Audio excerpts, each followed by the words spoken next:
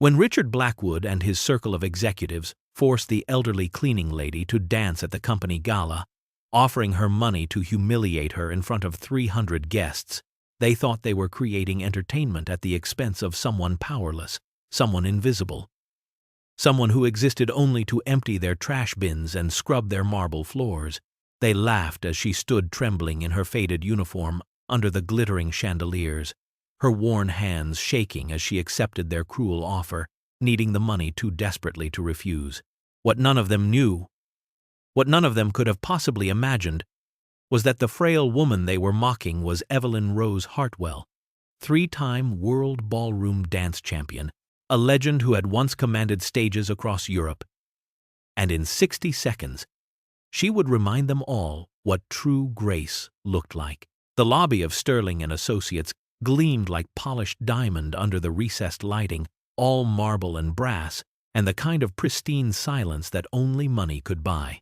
It was 10 minutes past midnight when Evelyn Rose Hartwell pushed her cleaning cart through the revolving doors, her reflection ghosting across the spotless glass like a shadow of something that used to matter. 68 years old. Though some days she felt ancient beyond counting, she wore the same faded blue uniform she had worn for the past 7 years, the fabric thin at the elbows, the name tag slightly crooked because the pin had bent and she had never bothered to replace it. Her hands, gnarled and spotted with age, gripped the cart handle with the quiet strength of someone who had learned that dignity was not something anyone could take from you, only something you could surrender. She had never surrendered it. Not when Thomas died and left her with medical bills that swallowed their savings, like a black hole swallows light. Not when she had to sell their dance studio, the one they had built together over 30 years, watching their dreams go to strangers who would never understand what those wooden floors had witnessed. Not when she traded her elegant gowns for this uniform and began cleaning the offices of people who would never see her as anything more than part of the furniture. Marcus, the night security guard, looked up from his desk and smiled, the kind of smile that still believed the world held kindness. He was perhaps 40, with gentle eyes that crinkled at the corners, and he always had a thermos of coffee waiting for her. They shared it in comfortable silence most nights, two people who understood that sometimes presence was enough. Tonight he poured her a cup in the chipped mug she kept in her cart, and she wrapped her worn fingers around it, feeling the warmth seep into her bones. Her granddaughter needed surgery, another expense that loomed like a thundercloud on a horizon, already dark with worry. But she would not burden Marcus with her troubles. She simply smiled back, that quiet smile that cost nothing and meant everything. As she moved toward the elevators, Marcus called after her, his voice echoing in the vast emptiness. The company gala was scheduled for Saturday night, he said, and they needed extra staff, coat check, probably. Or maybe refilling the champagne. Would she be interested? The pay was decent, time and a half, cash in hand. Evelyn paused, her finger hovering over the elevator button, calculating in her head how much that would help with the surgery, with the bills that never stopped coming. She turned and nodded. Yes, she would work the gala. She would smile and take their coats and be invisible. Because invisible people survived, and survival was all she had left. Before I continue the story, please subscribe. I need to reach 1,000 subscribers so I can keep bringing you stories like this every day. It's just one click for you, but it means a lot to me. Thank you. The grand ballroom on the 15th floor was already being transformed when Evelyn wheeled her cart through the double doors 3 nights before the gala, and the sight of it stopped her breath in her chest, like a fist closing around her heart. Crystal chandeliers hung from the vaulted ceiling like frozen waterfalls, their prisms catching the work lights and scattering rainbows across the parquet floor, and for a moment she was not standing in Sterling and Associates but in the Imperial Ballroom in Vienna, 1993, her hand in Thomas's hand, their bodies moving as one entity across a floor exactly like this one. The memory came unbidden and sharp as broken glass. She could hear the orchestra swelling, feel the weight of her emerald gown, the one that had cost them 2 months of teaching fees, but had been worth every penny when the spotlight found them, and the crowd drew in its collective breath. Thomas had smiled at her. That secret smile that was only hers, and whispered that they were flying. And they had been. They truly had been, their feet barely touching the ground as they spun and glided through a Viennese waltz that would earn them their third world championship title. She blinked, and the vision shattered, replaced by the harsh reality of work lights and the cleaning cart and her reflection in the darkened windows. An old woman in a faded uniform. Her hands trembled as she began to dust the chairs being arranged in careful rows around the dance floor. This floor that would soon hold executives and their partners, people who danced because it was expected, not because it was breathing. Thomas had understood that dance was breathing. He had been her partner for 40 years. In dance and in life, and when the drunk driver had run the red light on that rainy November evening 30 years ago, he had taken not just Thomas but everything they had built together. The trophies had been sold to pay for the funeral. The studio had been sold to pay for the medical bills from her own injuries, the ones that had healed in body but never in spirit. She had stopped dancing the day they lowered Thomas into the ground. Because how could you dance when half of yourself was missing? The ballroom workers moved around her like water around a stone, arranging tables, testing the sound system, hanging banners with the Sterling and Associates logo. One of them, a young woman with a clipboard, approached and confirmed what Marcus had mentioned. They needed her for coat check on Saturday evening, 6 in the evening until midnight, time and a half, cash payment at the end of the night. Evelyn nodded and signed the form with her careful, elegant script. The same script that had once signed autographs for fans who waited outside stage doors. Now she would take coats from people who would never know her name. Saturday evening arrived draped in the kind of excess that only those who had never wanted for anything could create without irony. The ballroom had been transformed into something from a fever dream of wealth. Ice sculptures melting slowly into crystal bowls, orchids flown in from somewhere tropical and expensive, champagne flowing from a fountain that cost more than Evelyn earned in 6 months. The guests arrived in waves of designer gowns and tailored tuxedos, their jewelry catching the light from those magnificent chandeliers, their laughter bright and sharp as champagne bubbles.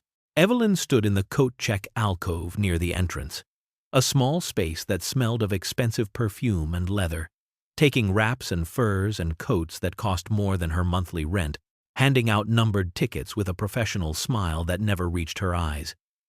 She was furniture again, a necessary fixture that performed its function and was forgotten the moment it was no longer needed.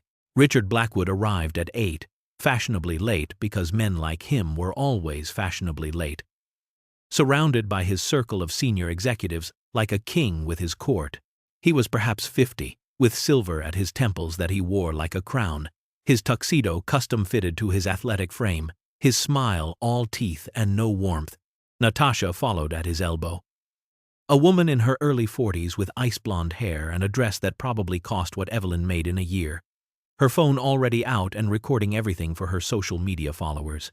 James and Victoria completed the quartet, both lawyers, both married to other people, both pretending that everyone did not know about their affair. They swept past Evelyn without acknowledgement, Richard tossing his coat in her general direction without looking, without seeing, without caring if it hit the counter or the floor. Natasha laughed at something on her phone and thrust her fur wrap at Evelyn like she was disposing of trash.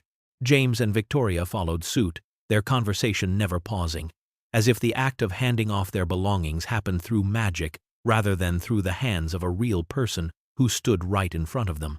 Evelyn folded each coat with the same meticulous care she brought to everything, her movements economical and practiced, her face a mask of professional neutrality. A young server named Maria paused by the coat check, an hour into the party, her tray empty, her dark eyes kind. She was maybe 25, with the calloused hands of someone who worked multiple jobs, and she offered Evelyn a glass of water and a sympathetic smile. They had worked together on other events, shared the invisible space that service workers occupied, and Maria always remembered to ask how Evelyn was feeling, if her knees were hurting, if she needed anything. Inside the ballroom, the party grew louder as the alcohol flowed faster, voices rising in pitch and volume, laughter becoming more reckless, more careless, the kind of careless that came from never having to worry about consequences. By 10 o'clock, the hired band had cycled through their repertoire twice, playing the kind of safe, forgettable jazz that served as background noise for conversations about stock portfolios and vacation homes in the Hamptons. Richard Blackwood stood near the bar with his inner circle, his face flushed from vodka and privilege, his tie loosened in that calculated way that men like him believed made them appear relatable. Natasha swirled her third martini and complained that the entertainment was dreadfully boring, that she had seen better performers at her nephew's bar mitzvah, and James agreed with the aggressive enthusiasm of someone who wanted to be noticed by people more powerful than himself. Victoria suggested they leave early, find somewhere more exciting.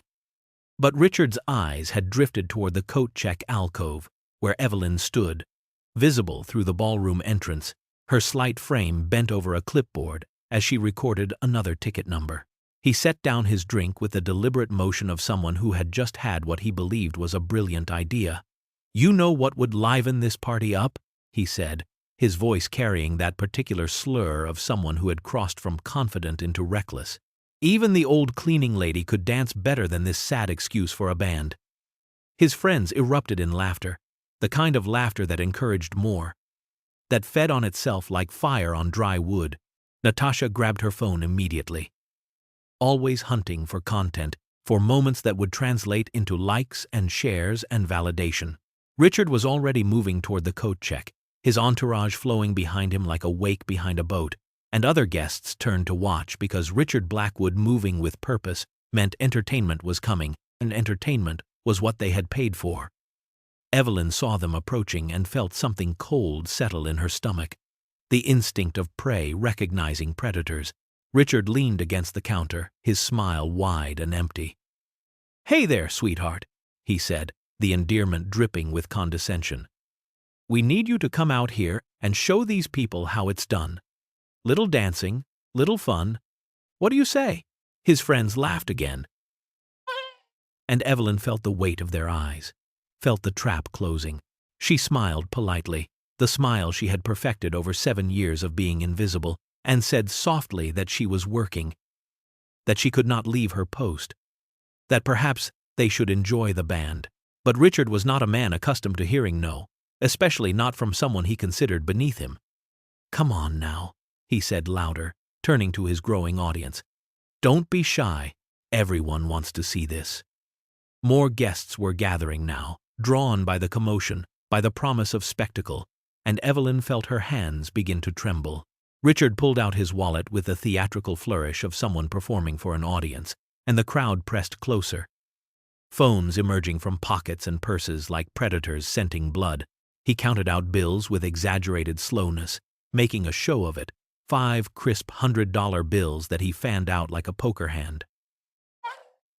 He announced, his voice projecting across the ballroom, silencing even the band. $500 for the cleaning lady to give us a dance. Entertainment for everyone. Natasha had her phone raised, already recording, her perfectly made-up face split in a grin that held no warmth, only the hungry anticipation of content that would go viral, that would rack up views and comments, and the kind of attention she craved like oxygen. James whistled low and appreciative, not at the generosity but at the audacity, and Victoria giggled behind her hand, her eyes slightly unfocused from champagne and complicity. The crowd had swelled to perhaps 50 people now, forming a loose semicircle around the coat check, and Evelyn felt their collective gaze like a physical weight pressing down on her shoulders. Inside her chest, her heart hammered against her ribs. With such force, she thought surely they could all hear it. Surely they could see how small she felt, how exposed, how utterly powerless in this moment that was designed specifically to strip away whatever dignity she had managed to preserve. $500. The number echoed in her mind like a bell tolling.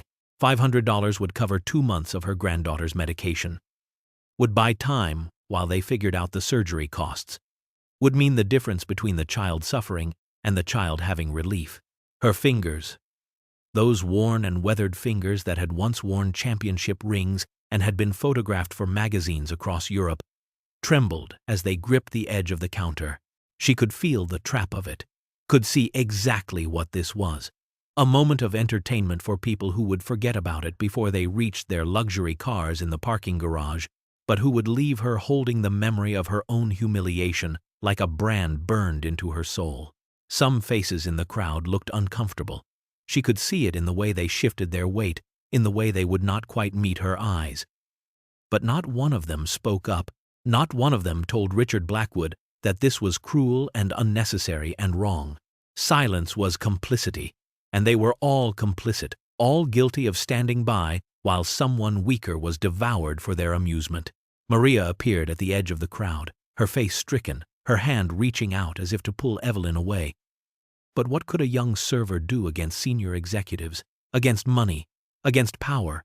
Evelyn looked at the $500, then at Richard's face with its expression of smug certainty that she would refuse and prove his point about her being too proud, or that she would accept and prove his point about everyone having a price. She thought of her granddaughter's face, small and pale against hospital pillows, and she reached out with trembling hands and took the money. The walk from the coat check to the center of the ballroom felt like a journey across miles rather than yards, every step echoing in the sudden hush that had fallen over the crowd like a suffocating blanket. Evelyn moved slowly, not from hesitation but from the simple mechanics of a body that had worked hard for 68 years and felt every one of those years in her knees, in her back, in the bones that ached when rain was coming. The $500 was folded in her uniform pocket, and it felt heavier than it should, weighted with shame and necessity and the awful mathematics of survival. The band members exchanged uncertain glances, their instruments held awkwardly, clearly uncomfortable with their role in this theater of cruelty, but not quite willing to refuse. Because they too were workers, they too needed to be paid.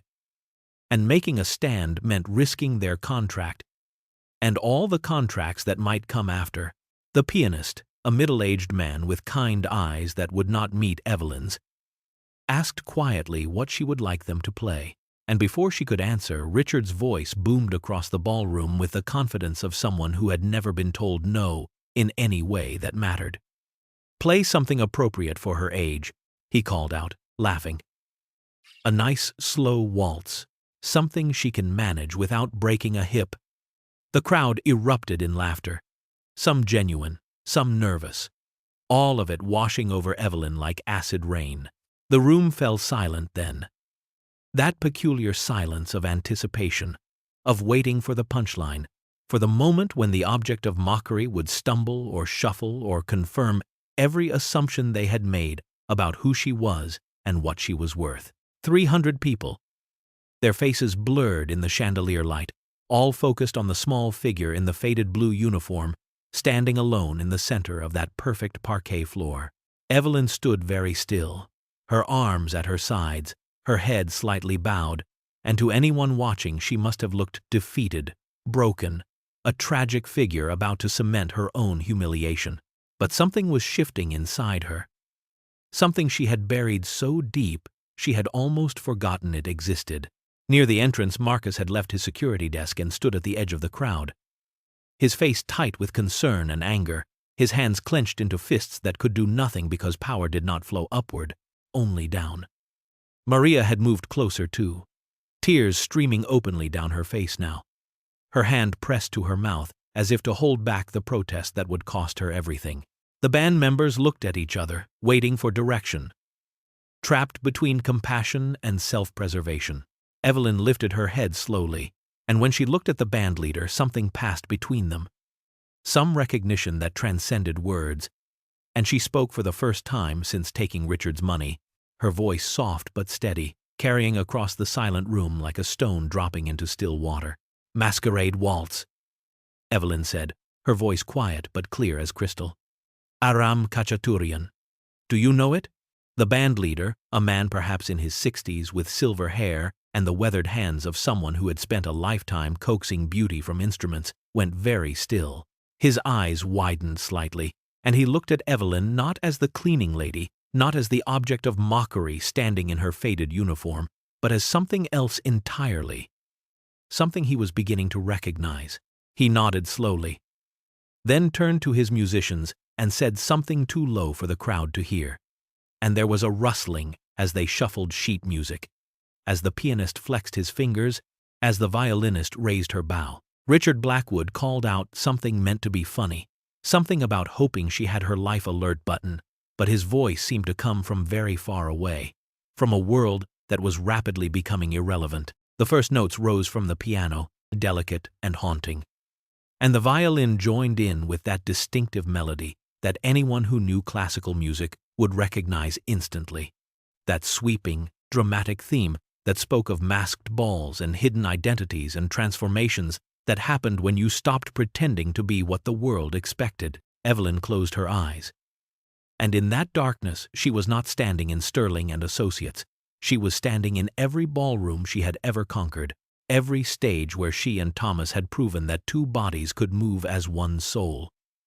The trembling in her hands stopped, just stopped, as if someone had flipped a switch, as if the fear and shame and humiliation had been burned away by something hotter and brighter and infinitely more powerful.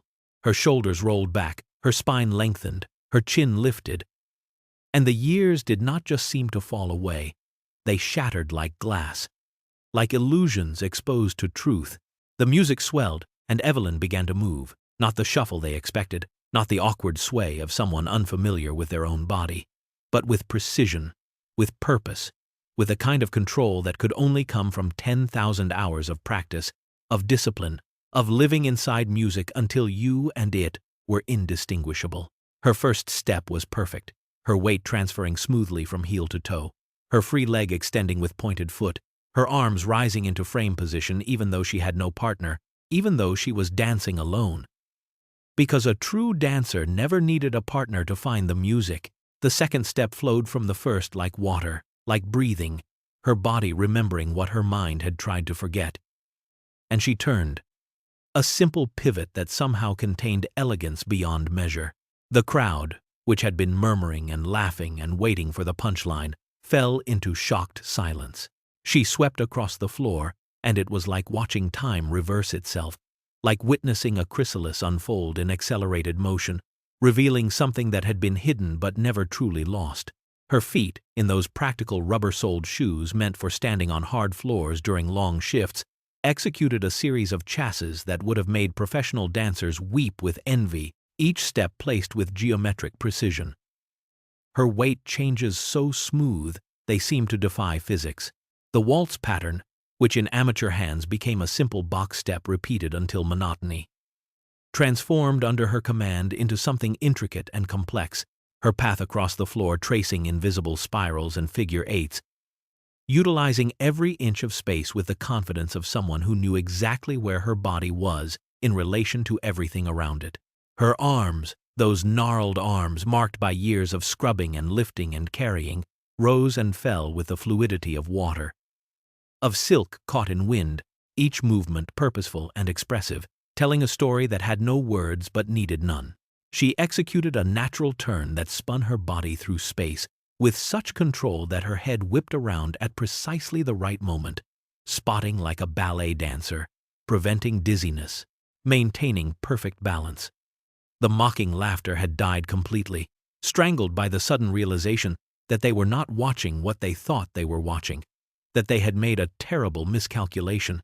Richard Blackwood's smile had frozen on his face, his expression shifting from smug certainty to confusion to something that might have been the first stirrings of concern. Natasha's phone was still raised, but her face had changed, the hungry anticipation replaced by genuine shock. And around the room, other phones lifted not to capture humiliation but to document something extraordinary, something they sensed they were privileged to witness. Evelyn's footwork became more complex, her steps smaller and faster, intricate patterns that her feet executed without conscious thought, muscle memory from 10,000 hours of practice taking over, the patterns drilled so deeply into her nervous system that they would remain until the day she died. She added embellishments, subtle hip movements, slight rotations of her torso, styling touches that separated technical proficiency from artistry, and every single element was perfect, was beyond perfect, was the kind of movement that could not be faked or approximated or achieved through anything less than absolute dedication. The music swelled and she swelled with it, her movements growing larger, bolder, her arms sweeping through space in grand gestures that somehow never looked overdone, never looked theatrical in the negative sense, but rather looked like pure expression of what the music demanded. Tears streamed down her face, cutting channels through the powder she had applied that morning. But her expression was not one of sadness. Not entirely. It was something more complex, joy and grief and triumph and loss, all mixed together into something transcendent. The ballroom had become a cathedral, hushed and reverent in a way that had nothing to do with religion and everything to do with bearing witness to something that transcended ordinary experience.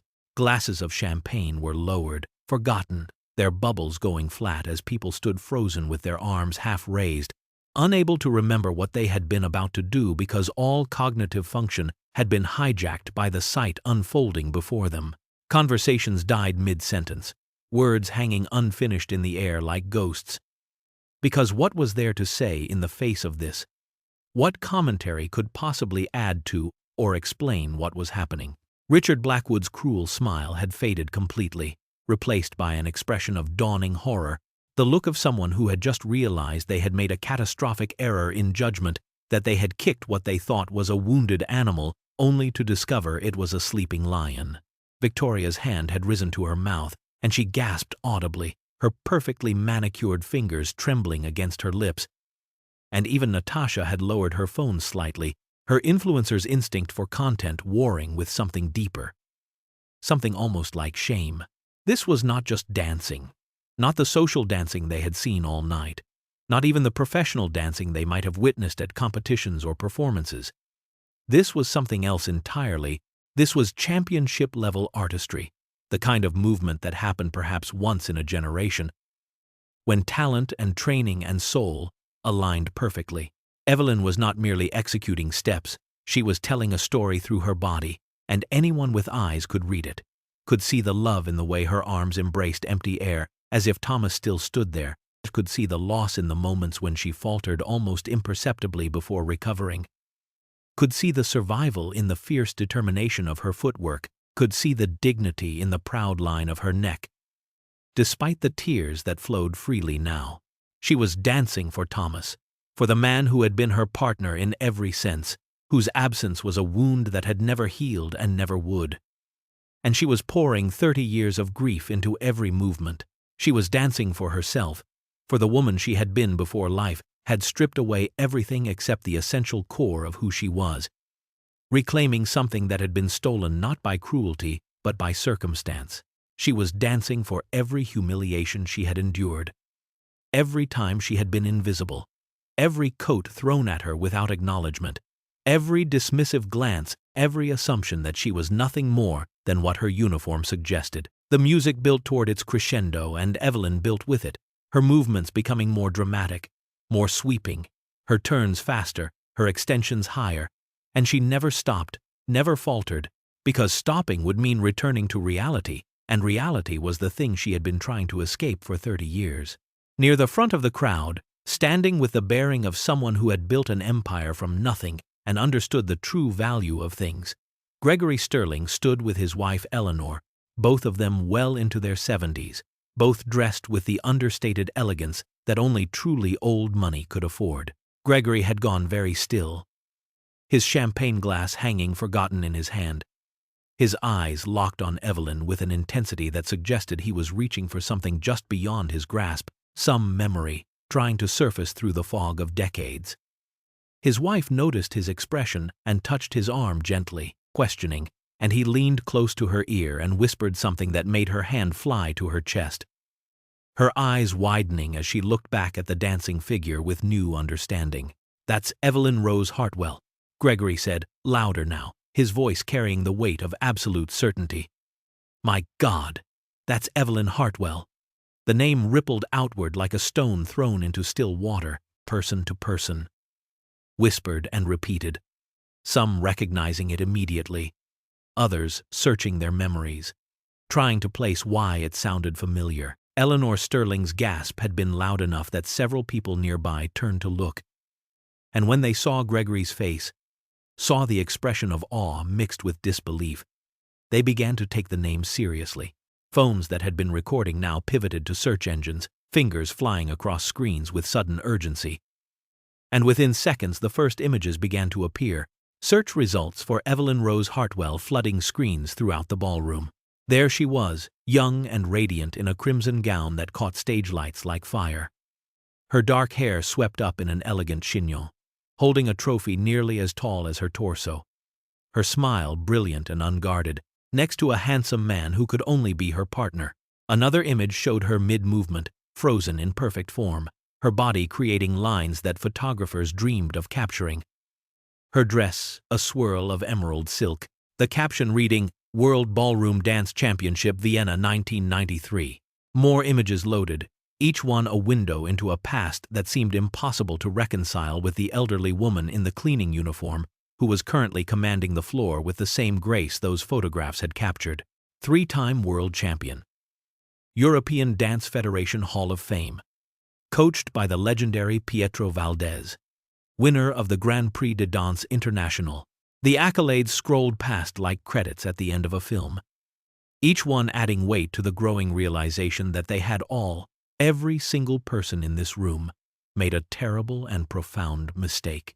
The whispers grew louder, not quite breaking the spell of the performance but adding a new layer to it, a soundtrack of dawning awareness and collective shame. That's her. That's really her, someone said, and someone else responded. I saw her dance in Paris. 1991. I was just a kid, but I remember she was extraordinary. And the word spread faster now, through the crowd like wildfire, like revelation, that this woman they had been prepared to mock, this woman they had paid to humiliate herself, was a legend, was someone who had achieved heights in her field that none of them would ever approach in theirs. The final notes of the masquerade waltz hung in the air like the last rays of sunset before darkness falls, and Evelyn executed her closing pose with the same precision she had brought to every moment. Her arms extended gracefully, her head tilted just so, her chest rising and falling with exertion, but her posture never wavering, never collapsing even though her body screamed with the effort of what she had just done. For 3 heartbeats the room held its collective breath, suspended in that space between ending and response. And then the applause began, not the polite golf clap of social obligation, but genuine thunderous approval. Hands coming together with such force that the sound was almost physical, rolling across the ballroom in waves that seemed to make the chandeliers tremble. People were standing now, all of them. A spontaneous ovation that grew louder rather than softer, feeding on itself, on the shared recognition that they had witnessed something rare and precious. Evelyn stood in the center of the floor, her arms lowering slowly to her sides, tears still streaming down her face. And she looked small again, fragile, as if the performance had burned through whatever reserves had sustained her and left only exhaustion. Gregory Sterling moved through the crowd with surprising speed for a man his age. Eleanor, at his side, and when he reached Evelyn, he had tears in his own eyes, unashamed of them, and he took her worn hand in both of his, with a gentleness that spoke of profound respect. Miss Hartwell, he said, his voice thick with emotion. Evelyn Rose Hartwell, I watched you compete in Vienna in 1988. I was just a young man starting my firm, and my wife, then my girlfriend, took me to the championships because she loved dance. We watched you and your partner win that night, and I have never forgotten it. Never, in all these years. Eleanor nodded, her own eyes wet, and she touched Evelyn's arm softly, as if she were something precious that might break. Gregory's face, weathered with decades of business decisions and corporate battles, showed confusion and concern in equal measure. What happened? He asked simply. How did you come to be here working for my company without anyone knowing who you are? Evelyn took a shuddering breath, and when she spoke her voice was quiet but steady. The same dignity that had carried her through 7 years of invisibility, now carrying her through this moment of exposure. She told him about Thomas, about the drunk driver and the rainy November night that had taken everything.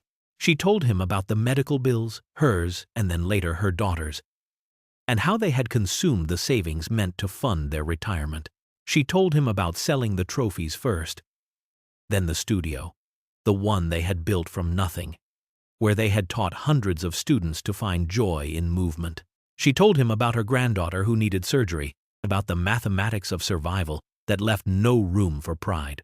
Richard Blackwood stood frozen at the edge of the crowd, all color draining from his face until he looked like a ghost of himself, his mouth opening and closing soundlessly, his expensive tuxedo suddenly looking like a costume, like something a child might wear while pretending to be important. Gregory Sterling turned slowly from Evelyn to scan the crowd, his eyes searching until they found Richard Blackwood. And when their gazes met, the temperature in the room seemed to drop 10 degrees. The founder of Sterling and Associates was not a man given to public displays of emotion, had built his empire on careful calculation and measured responses, but the fury that crossed his face now was cold and terrible and absolute. He released Evelyn's hand gently, as if setting down something fragile, and walked toward Richard with deliberate steps that echoed in the silence that had fallen again. A different silence now, charged with anticipation of judgment rather than performance. "Mr. Blackwood," Gregory said, his voice cutting through the air like a blade through silk, "would you care to explain to me, in front of all these witnesses, why you thought it appropriate to humiliate one of our employees? Why you offered her money to dance for your entertainment? Why you treated a 3-time world champion like she was nothing more than a performing monkey?" Richard's mouth opened, but no sound emerged, his brain apparently unable to formulate words that could possibly justify what he had done, what they had all seen him do. He looked around desperately for support, for allies. But Natasha had taken 3 steps away from him, suddenly finding her phone fascinating, and James and Victoria had melted into the crowd like snow under hot water. "I had no idea. I thought," Richard finally managed, his voice cracking, all the swagger and confidence stripped away, leaving only a man who had just realized his career was ending. "She's just the cleaning lady. How was I supposed to know?" The words hung in the air, damning in their honesty, revealing the core assumption that had made this possible, that someone's current circumstances defined their worth, that a uniform erased a person's history and humanity. Gregory's expression hardened further. If such a thing were possible, effective immediately, "You are terminated," he said. Each word distinct and final. "You will leave this event now. Security will escort you to collect your personal belongings on Monday, and Human Resources will contact you regarding your severance, which I assure you will be the minimum allowed by law. I will also be initiating a full review of your department to determine if this attitude is pervasive, and anyone found to have participated in this cruelty tonight will face formal reprimand and probation." He turned to address the broader crowd, his voice carrying to every corner of the ballroom. Sterling and Associates was built on principles of integrity and respect. What happened here tonight violated everything this company stands for.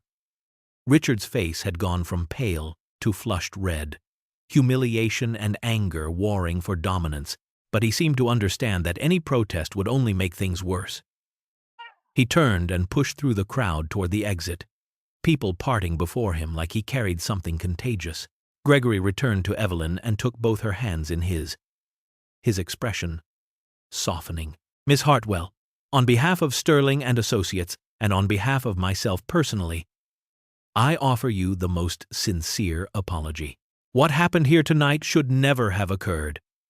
Evelyn looked at him with those eyes that had seen so much, and she smiled, that same quiet smile that cost nothing and meant everything. "Mr. Sterling," she said gently, "I appreciate your kindness, truly, but I've endured worse losses than public humiliation. I buried my husband. I lost my career. This?" She gestured vaguely at the room. "This is just people being people. I'll survive it like I've survived everything else." The nobility of her response, the grace with which she refused to play victim, even when she had every right to, seemed to shame Richard's retreating figure more than any punishment Gregory could deliver. Gregory Sterling did not release Evelyn's hands but instead held them more firmly, looking at her with the intensity of someone who had just found the solution to a problem he had been wrestling with for months. "Miss Hartwell," he said, "I don't want to offer you charity. I want to offer you an opportunity, if you'll hear me out." Eleanor nodded encouragingly beside him, her face bright with something that looked like hope. Sterling and Associates has been planning to open a community center in the downtown district. A space meant to serve underprivileged families, to provide resources and programs that might otherwise be unavailable to them.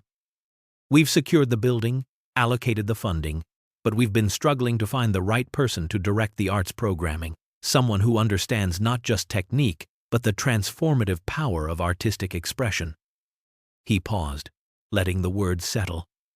And Evelyn felt something flutter in her chest, something she had thought long dead. I want you to build a dance program there. Not just teach, but create something from the ground up. Design the curriculum. Hire instructors if you need them. Make it whatever you envision. We'll pay you a proper salary, provide benefits, give you complete creative control. You would be doing us the favor, not the other way around. We need someone with your expertise, your experience, your understanding of what dance can mean to someone's life. Evelyn's composure, which had held through the humiliation and the performance and the confrontation, finally cracked. Her lips trembled and fresh tears spilled down her cheeks, and she tried to speak, but the words caught in her throat, tangled with emotion too large to express. Eleanor produced a handkerchief from somewhere and pressed it into Evelyn's free hand. And the simple gesture of kindness nearly undid her completely. Before she could respond, Maria pushed through the crowd, her server's uniform rumpled from the evening's work, her face streaked with tears. "Miss Evelyn," she said, her voice shaking but determined, "I have to tell you something. I've been attending a dance school on my days off, paying for lessons with tip money, because I've dreamed of competing since I was a little girl. But I can never afford proper training and never afford the costumes or the entry fees or any of it." She wiped her eyes with the back of her hand. "If you build this program, if you really do it, would you consider, could someone like me learn from you?" Other voices rose from the crowd, staff members who had been invisible just like Evelyn, stepping forward now with their own stories. A valet who had danced in his home country before immigrating but had no connections here. A kitchen worker whose daughter took free classes at the rec center and showed natural talent but had nowhere to develop it. A maintenance worker who had always wanted to learn but felt too old, too poor, too unworthy. They came forward like a tide, drawn by the possibility that this night of cruelty might somehow transform into opportunity, into hope. Evelyn looked at Maria's hopeful face, at the others gathered around with their stories of dreams deferred and talents buried under the weight of survival. And she felt something crack open inside her chest, some dam that had been holding back 30 years of grief and loneliness, and the aching absence of purpose. She turned back to Gregory Sterling, and when she spoke, her voice was stronger than it had been all night, powered by something beyond exhaustion, beyond fear. "I'll do it," she said. "But I have one condition, one request that is non-negotiable." Gregory nodded immediately, waiting, and Eleanor squeezed her husband's arm in anticipation. "I want to train anyone who wants to learn, regardless of their ability to pay. No one turned away because they can't afford it. No one excluded because they're too old or too young or too anything. Thomas and I, we built our studio on the belief that dance belonged to everyone who felt its call, not just to those who could afford expensive lessons." Her voice broke slightly on Thomas's name, but she pushed through. "If I do this, it has to honor his memory. It has to be what we would have built together if we'd had the chance. It has to matter." Gregory's response was instantaneous, his face breaking into a smile that transformed him from stern corporate founder into someone capable of profound joy. "Done," he said. "Absolutely done. We'll cover all costs, provide scholarships, whatever it takes. And Miss Hartwell, the salary we're offering is $60,000 a year with full benefits including health insurance, and we can discuss increases based on the program's growth." $60,000 a year, health insurance.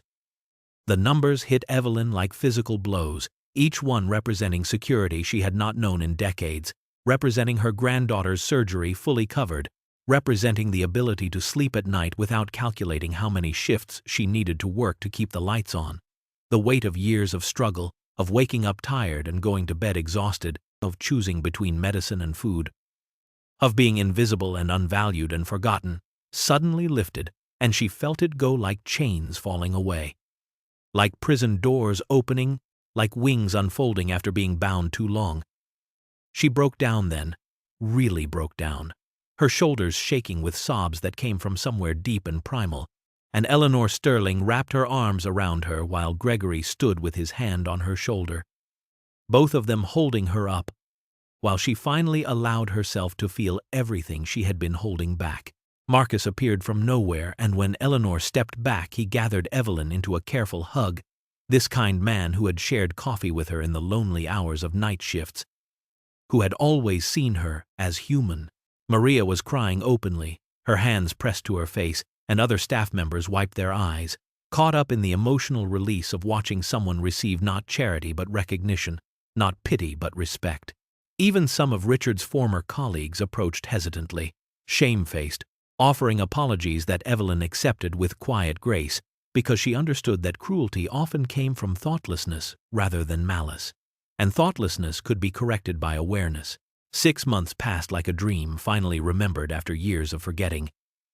And the Sterling Community Center stood in the heart of downtown like a beacon of possibility, its large windows revealing the dance studio on the 2nd floor, where Evelyn Rose Hartwell commanded space once again, not in a faded cleaning uniform, but in elegant black dance pants and a flowing burgundy top that moved with her like water, her silver hair pulled back in the same style she had worn in her championship days. The studio was filled with students, 23 of them ranging in age from 7 to 62, every ethnicity, every economic background, united by the desire to move, to express, to transcend the limitations that life had tried to impose on them. Maria stood at the front of the class, her technique transformed over half a year of intensive training, her body executing a rumba routine that would have made professional dancers take notice, and Evelyn watched with the critical eye of a master and the proud heart of a mentor, calling out corrections and encouragement in equal measure.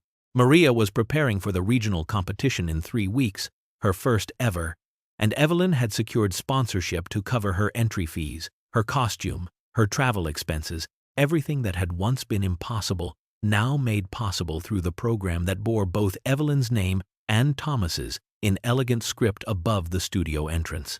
The walls were lined with mirrors and bears and inspirational quotes, but the most prominent feature was the large framed photograph that hung near the door. Evelyn and Thomas in their prime, frozen mid-movement, forever young, forever dancing, and she looked at it every day and felt not grief but gratitude that they had shared what they shared, that his legacy lived on through every student she trained. Her granddaughter's surgery had been successful. The child, now thriving. Her medical bills completely covered by the insurance that came with Evelyn's new position. And for the first time in 30 years, Evelyn went to bed at night without fear, without the constant calculation of survival, with space in her mind to think about creation rather than endurance. The class ended with applause, the students thanking her as they gathered their belongings, and Maria lingered to ask about a particular step, her dedication evident in every question, and Evelyn answered patiently, seeing in this young woman the same fire she had once carried, the same hunger to express what words could never capture.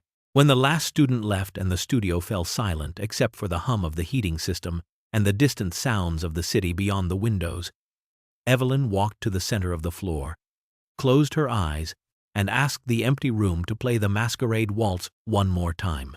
The music filled the space and she began to dance, alone but not lonely, moving through patterns that her body would remember until her last breath. And she was 68 years old, and she had survived loss and poverty and humiliation, and she had never lost what mattered. She had only buried it deep enough to survive long enough to find her way back. So remember this. Remember her.